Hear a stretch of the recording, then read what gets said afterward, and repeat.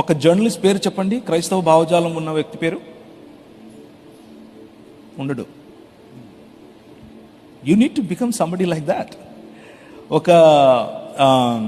ఒక top business man పేరు చెప్పండి, క్రైస్తవుడిది. ఉంటారు అక్కడక్కడ చిన్న చిన్న వ్యాపారాలు నాలాగా, సరిపోదు. ఒక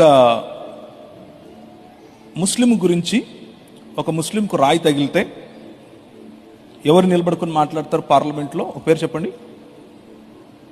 అక్బరుద్దీన్ ఓవైసీ. కరెక్ట్ చెప్పారు. అసదుద్దీన్ ఓవైసీ. క్రైస్తవుడి పేరు చెప్పండి. ఉండడు. It's a shame on a community like this.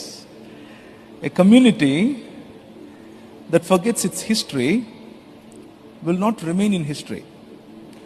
ఏ సమాజం అయితే వారి చరిత్రను మర్చిపోతుందో వాళ్ళ చరిత్రలో లేకుండా పోతారు. ఒక్కసారి వెనక్కి తిరిగి చూడండి.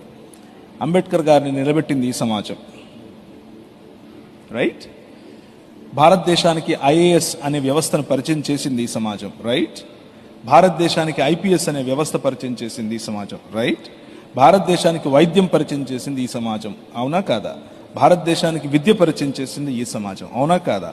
స్త్రీలకు బట్టలు వేసుకోవాలి అని చెప్పింది ఈ సమాజం, అవునా కాదా? మీ ఇష్టం వచ్చిన రంగం తీసుకోండి, అన్ని రంగాల్లోనూ ఈ రాజ్యమును స్థాపించి విస్తరింపచేసే పని సమాజం చేసింది క్రైస్తవ సమాజం. ఈరోజు భక్తి భజన చేస్తున్నారు, చిరునవ్వుతోనే చెప్తున్నారు. భక్తి భజన, ఆ భజనకు భక్తికి దేవుడు పడతాడు అని అనుకుంటే మీ కర్మ. దట్స్ నాట్, అది కావాలి, అది కావాలి.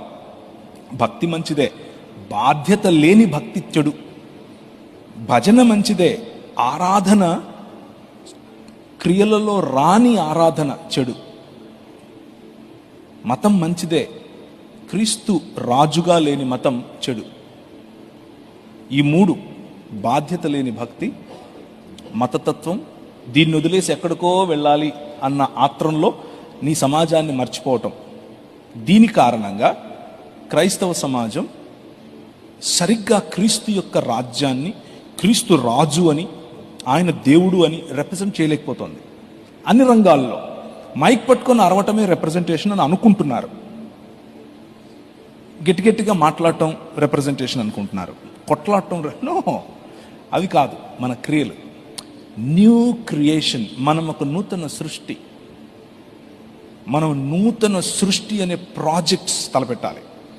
ఆ ప్రాజెక్ట్స్ ద్వారా క్రీస్తు రాజ్యాన్ని పరిచయం చేయొచ్చు.